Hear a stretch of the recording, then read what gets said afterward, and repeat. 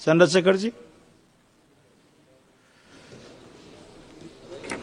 धन्यवाद सभापति जी।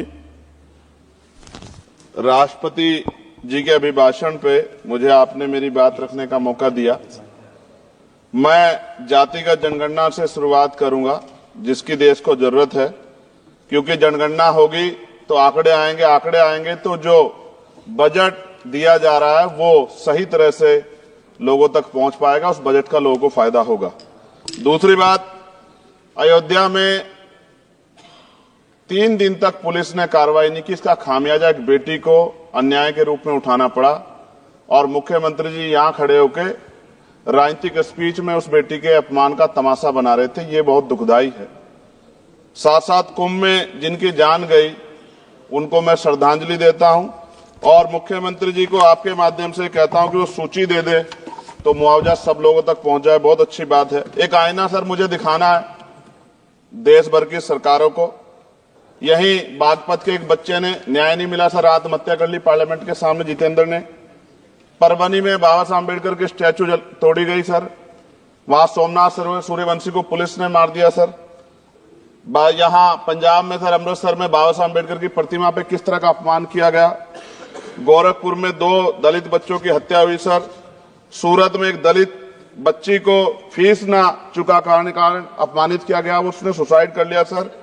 झुंझुनू में राजस्थान में एक बच्चे की पिटाई की गई मटकी छूने पे सर दोबारा।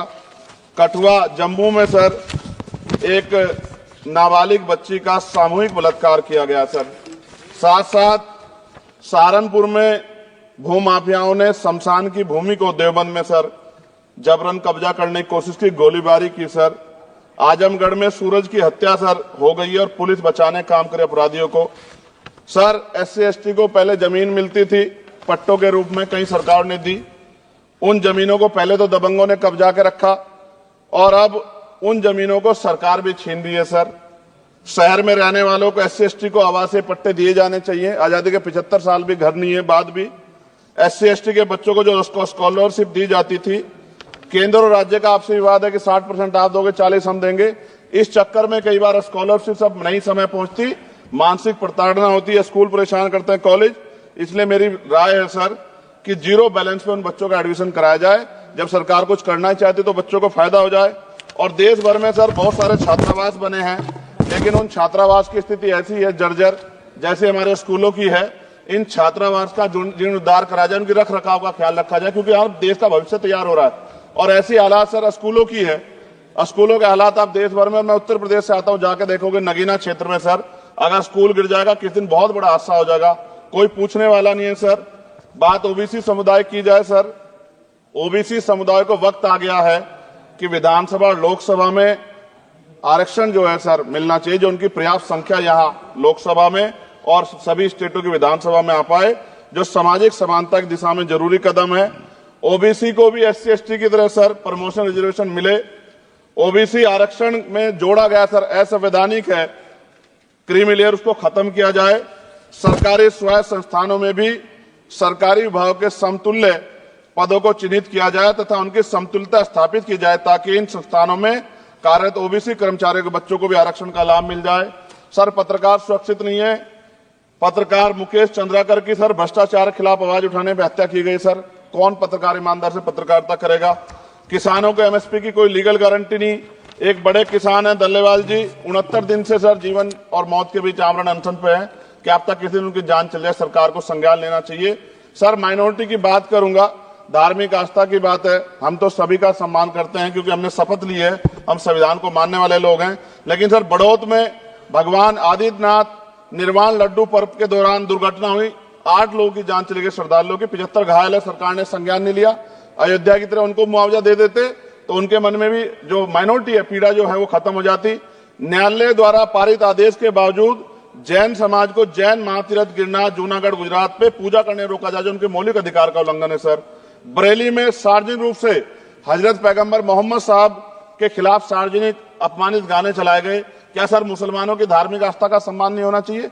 उनका भी तो आजादी में योगदान है।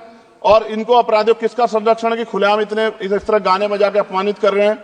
संभल की हिंसा में सर 74 लोगों की गिरफ्तारी हुई है और वहां के मुस्लिम डर के साए में है। सरकार बेगुनाहों की गिरफ्तारी बंद करे। महाराष्ट्र में सर चंद्रपुर जिला पड़ता है, मैं अभी गया था, तालुका चिमूर में ताडोबा फॉरेस्ट में संग्रामगिरी पहाड़ पर बौद्ध स्थल है सर, बहुत पुराना। वहां बौद्ध भिक्षु को सरकार बिजली नहीं देती, रास्ता नहीं देती, और इतनी बुरी हालत में उनकी धार्मिक आस्था क्या है सर, तथागत बुद्ध की ज्ञान स्थली होने के कारण बोध गया में बौद्ध धर्म के अनुयायियों के लिए जो बहुत महत्वपूर्ण स्थल है सर, इस स्थल पर अवैध कब्जा हटवाकर बौद्ध धर्म के अनुयायियों को सौंपा जाए। उनमें बड़ी चिंता, देश विदेश से लोग आते हैं, तो यहां हमारे देश की छवि भी खराब हो रही है।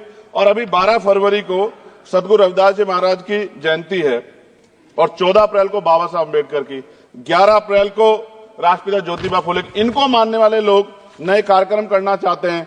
अभी जिस विचार की सरकार है सर, वो तो कोई कार्यक्रम कर लें, लेकिन अगर ये कार्यक्रम करना चाहते हैं तो इनको कोई छूट नहीं है और नई परमिशन नहीं मिल रही। खत्म करूंगा सर, अंत में थोड़ा सा और रह गया सर, इसको खत्म करूंगा। लेकिन सर मैं जानना चाहता हूं, क्या सरकारी पैसे पे एक ही धर्म का अधिकार है? दूसरे धर्म के धार्मिक आयोजनों पे अभी कुंभ में 7,500 करोड़ रुपए खर्च किया आपने। आप रविदास जयंती पे कितना खर्च करेंगे? आप 14 अप्रैल को डॉक्टर बाबा साहब अम्बेडकर जिनकी जय जयकार होती है, उन पे कितना खर्च करेंगे? और उनके विचारों को आगे बढ़ाने के लिए आप क्या सहयोग करेंगे? ये सवाल बहुत बड़ा है। और अंत में सर मुझे आपसे, आपके माध्यम से सरकारों को कहना है सर, क्या इस देश से दलितों, मुसलमानों, पिछड़ों, आदिवासियों को निकाल देना चाहती है सरकार? जिस तरह से उनके अधिकारों को, स्कॉलरशिप को, उनकी पढ़ाई को, हेल्थ सिस्टम में कोई पैसा नहीं खर्च हो रहा है, क्या उनको निकाल के इस देश को ऐसा देश बनाना चाहते हैं जहां कुछ ही धर्म के लोग रहेंगे? सर मैं ये कहना चाहता हूं, देश सबका है, और अगर सरकार ये तय करके बैठ गई कि वो दलितों, मुसलमानों को, पिछड़ों को, आदिवासियों को निकाल देगी, तो सर ये संभव नहीं। इतनी बड़ी आबादी है, हम अम्बेडकरवादी लोग उनके पक्ष में खड़े हैं, क्योंकि हमने शपथ ली है कि हम हर व्यक्ति का संरक्षण करेंगे। और मैं आपके माध्यम से सरकार को चेतावनी के तौर पर कहना चाहता हूं, सरकार अपनी इस आदत में सुधार करे, वरना इसके परिणाम सड़कों में बहुत भारी होंगे। अगर मुसलमानों को, दलितों को आप लोग निकालने के बारे में सोचोगे और उनकी धार्मिक आस्था का अपमान करोगे, तो ये हम लोग किसी कीमत पे बर्दाश्त नहीं करेंगे। मैं आपका धन्यवाद करूंगा सर, लेकिन साथ साथ मैं ये भी कहूंगा सर, और सर खत्म कर रहा हूं सर, 10 सेकंड में खत्म कर रहा हूं सर, आप आदेश करेंगे तो खत्म कर दूंगा। खत्म कर दीजिए बस, एक सेंटेंस बोलिए। 10 सेकंड में खत्म कर दूं सर? एक सेंटेंस में 10 सेकंड ही आएगा, बोलिए सर। मैं बस ये कहना चाहता हूं कि सरकार सभी का ध्यान रखे और उनमें भी गरीबों का ज्यादा ध्यान रखे, क्योंकि सर अभी जेब कटाई हुई, 2800 रुपए का टिकट है सर इलाहाबाद का, 56,000 रुपए का था सर। मैंने मंत्री जी से कहा, तब जाके उन्होंने संज्ञान लिया, तब आधे रेट हुए। इसलिए कह रहा हूं, धर्म के नाम पे धंधा और लूट नहीं होनी चाहिए सर, इसकी जिम्मेदारी सरकार की। धन्यवाद सर।